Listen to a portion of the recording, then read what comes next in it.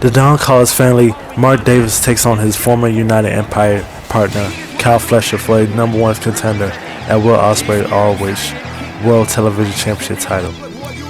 With Kyle Fletcher coming out to rally up his enemy and remind Mark Davis, who was the standout of his team. Kyle Fletcher used this opportunity to attack Mark Davis once he steps out of the ring before his match starts, trying to get the upper hand in the fight. But Mark Davis is there to prove why he's now in the Don Callis family. The Don Callis family has too much power, sending Powerhouse Hobbs to stop Will Ospreay from helping Kyle Fletcher in his match, taking him out with pure strength.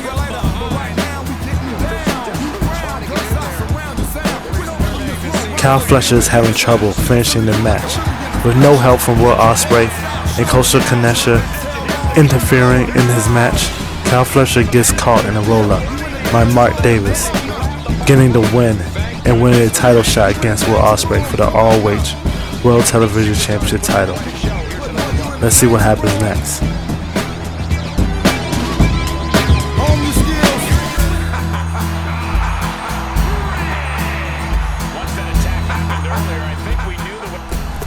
Bruce takes on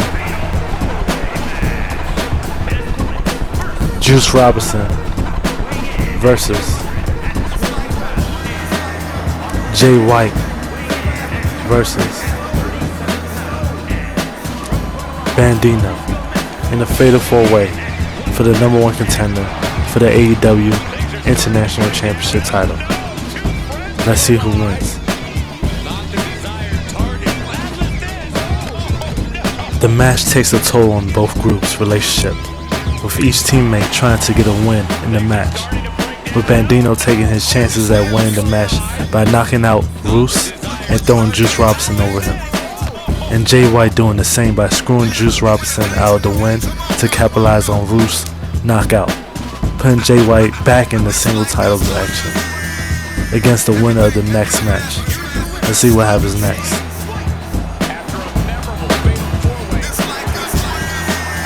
Each participant starts dealing with the outcome of the match, creating arguments over who should have won, with Roos arguing with Bandido over him, knocking him out, which caused him to get pinned by Jay White, leaving both teammates out of the title picture.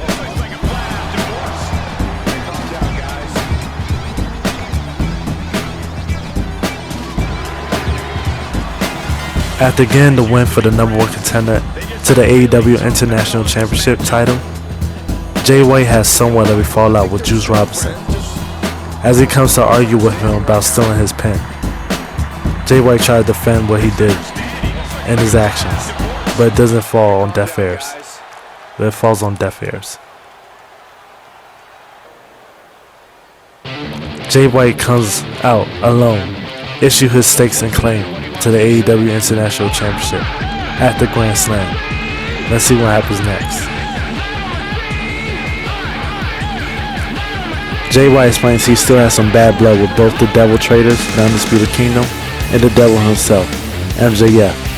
No matter who wins, he plans on having the AEW International Championship title belt around his waist next, putting each member down his hit list to get out of his way to singles gold in the AEW arenas, using his switchblade to X them out of his path to greatness, including his best friend, Juice Robinson, who he promised to bring back gold to his return to Bullet Club Gold, the Bang Bang Gang. Rodrick Strong, the AEW International Champion, versus MJF for the AEW International Championship title. Let's see who wins.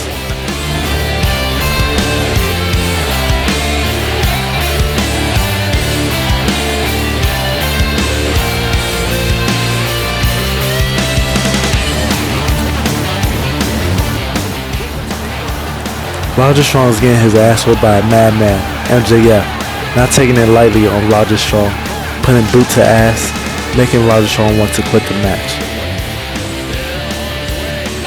Rodrick Strong gets out of the ring, baiting MJF to come after him, only to sucker punch him to the ground, knocking MJF on his ass and putting the match back into Rodrick Strong's hands.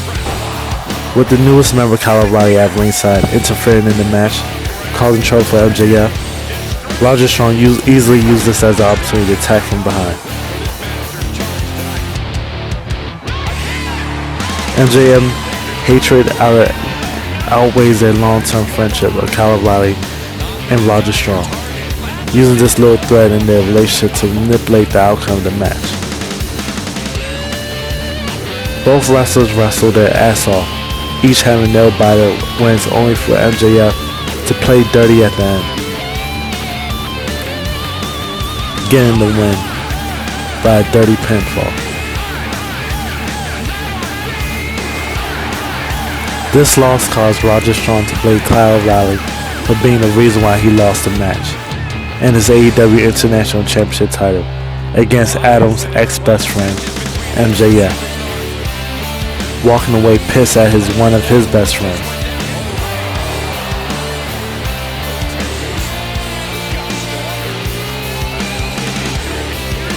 MJF celebrates another title win as the new AEW International Champion for the first time in his career. Let's see what he does next. Adam Cole versus Wardlow versus Samoa Joe in a triple threat match for the #1 contender for the AEW International Championship title. With the surprise return of MJF at Double or Nothing, costing Samoa Joe the AEW Men's World Championship title to Swerve Strickland, the alliance between the Devil Traders has been broken, with each man out for themselves as the Devil himself, MJF, returns for hunting season.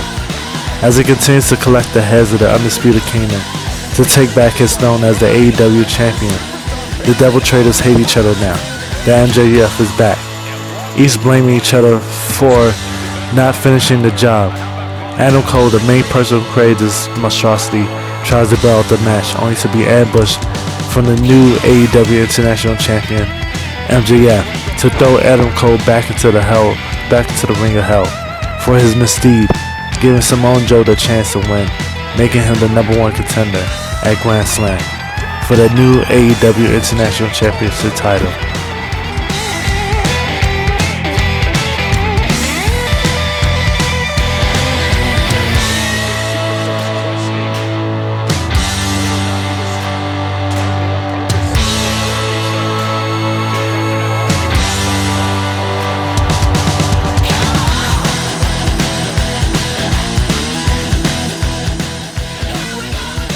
After winning the triple threat match for the #1 contender for the AEW International Championship title at Grand Slam, Samoa Joe gets on the mic to talk about his reign as champion once he defeats MJF at AEW Grand Slam.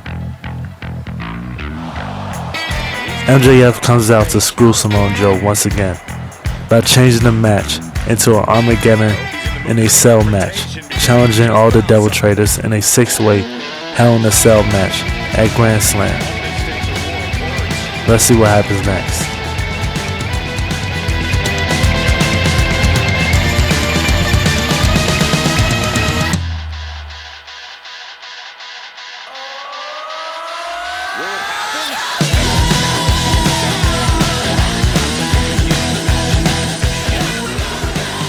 Callis comes out to accept the challenge to MJF Armageddon in a Cell match at Grand Slam to become the AEW International Championship title champion. Let's see what happens next.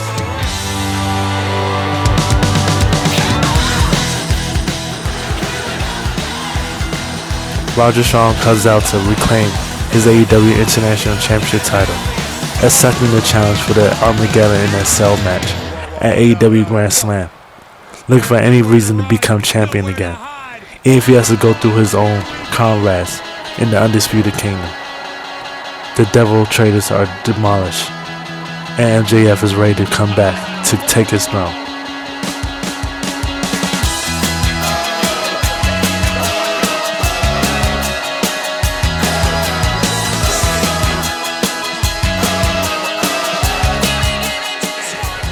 The Patrhiarchy made their way to the ring, with Christian Cage and Killswitch taking on DARBY ALLIN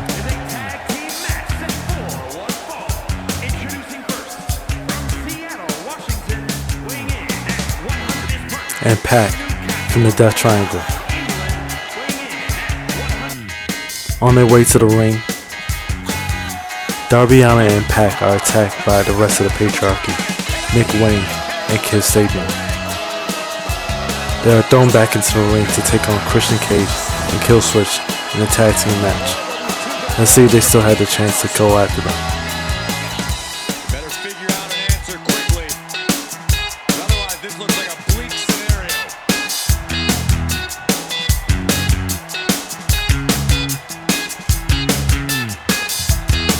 I guess they're going to give it the best shot. Darby Allin plans on making his stand at Grand Slam with the help from his new allies, Pac, and the Lucha Bros, Penta and Fénix. He'll have enough manpower to take down the Patriarchy and reform it into the Mount Everest, planting his team flag in AEW, as Darby Allin tries to return back to his role of the Overwatch of AEW. Pac and Darby Allin wins, trying to turn both of them back to faces. Christian Cage convinced himself and Killswitch to walk away. Out here to celebrate with his buddy. Well, after a battle like that, there is ample cause for celebration.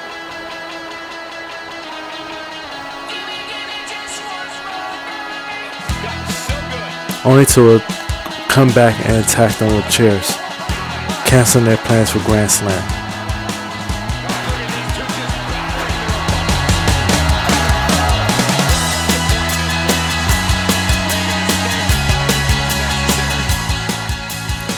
The Lucha Bros come out to take on the rest of the Patriarchy, Wayne and Kip Sabin, for the #1 contender for the AEW Men's World Tag Team Champions titles. Both look to capture gold for their team at the Grand Slam. Let's see who wins.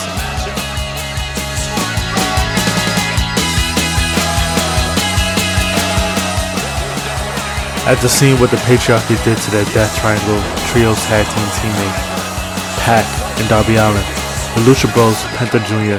and Fénix are determined to make it up to them by winning the #1 contenders match against Wayne and Kip Sabin to bring back home the men's AEW World Tag Team titles against the Young Bucks at the Grand Slam. Let's see what happens next.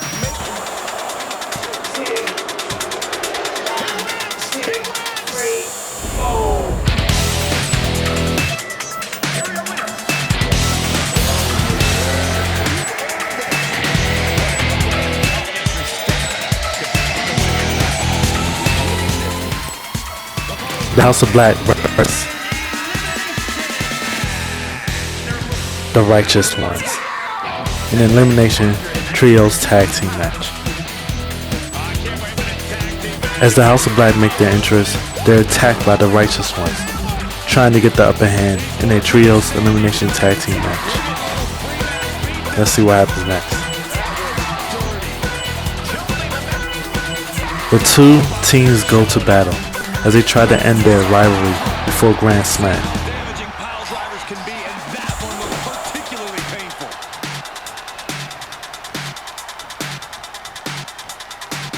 Here it comes. Nothing fancy here, just raw power. Well, I put my money on that guy tonight. Makes the cover. He stops the count for it.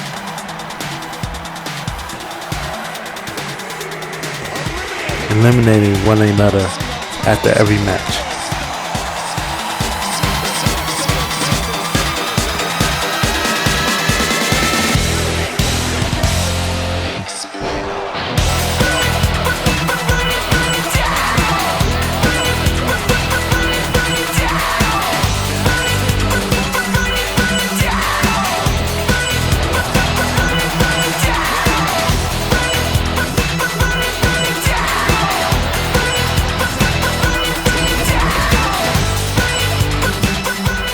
The Righteous Ones underestimated the House of Black, getting taken down one by one, coming out on top as the top trio in AEW.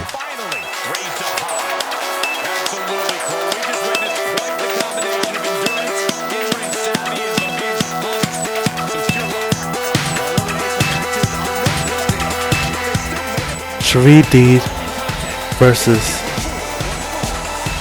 Queen Aminata in the #1 contender match for for the Always Women's Championship title. These two both stand in each other's way to become the number one contender to Athena's Always Women's Championship title. With Grand Slam being there, these two will do whatever it takes to become the number one and face the Empress Athena. Let's see who wins.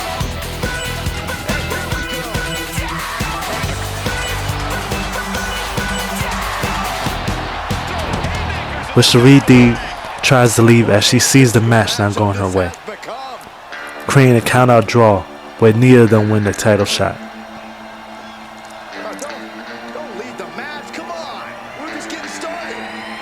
The Queen Aminata makes sure this match has an ending by bringing Cherie D back into the ring so they can finish this match and have a number one contender to the Always Women's Championship title. Queen needs this match to continue her quest to become the Queen of Ring of Honor. Queen takes the win, becoming the number one contender for the Always Women's Championship title. Cherie D does not take this lightly and strikes Queen Aminata with a steel chair multiple times.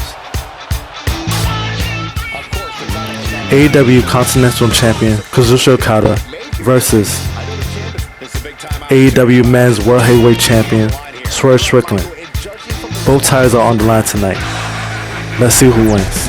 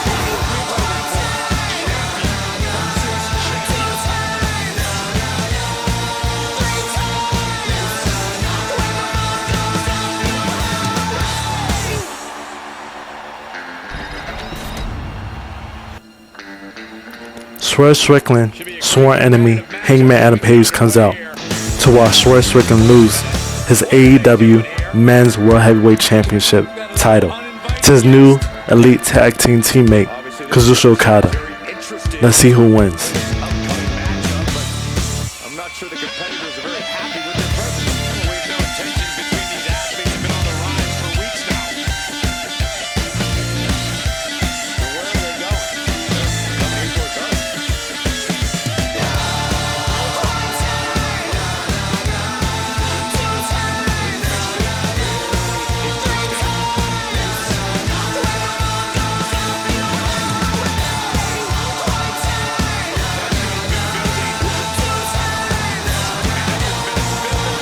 Swerve Strickland, eager to kill two birds with one stone by beating Kazuchika Okada for the AEW Continental Championship title and becoming a double champion in front of his rival, Hangman Adam Page, only for him to underestimate the power of Kazuchika Okada's aura, putting the AEW Men's World Heavyweight Champion, Swerve Strickland, back in this place. Luckily, Mega Aura, Kenny Omega, music pops and scares the hell out of Kazuchika Okada, only for Swerve Strickland to get back in the game.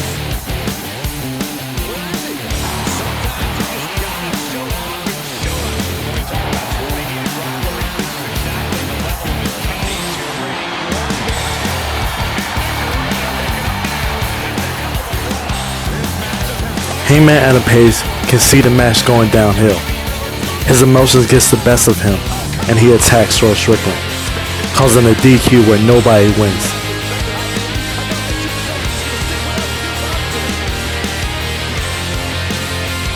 Hangman Adam Page keeps attacking Swerve Strickland. Kazuchika Okada retains his AEW Continental Championship title, only for Kenny Omega to finally make his triumphant return to take on Kazuchika Okada for his Continental title at Grand Slam. But Kazuchika Okada is not backing down, that Kenny Omega is back, laying the gauntlet down for the crown. When Kazuchika Okada is out of the ring, Hangman Adam Page calls down the steel cage, where he and Swerve Strickland can be trapped in, giving them a taste of their match at Grand Slam. Will Swerve Strickland still stay champion until their triple threat match at AEW Grand Slam? Let's see what happens next.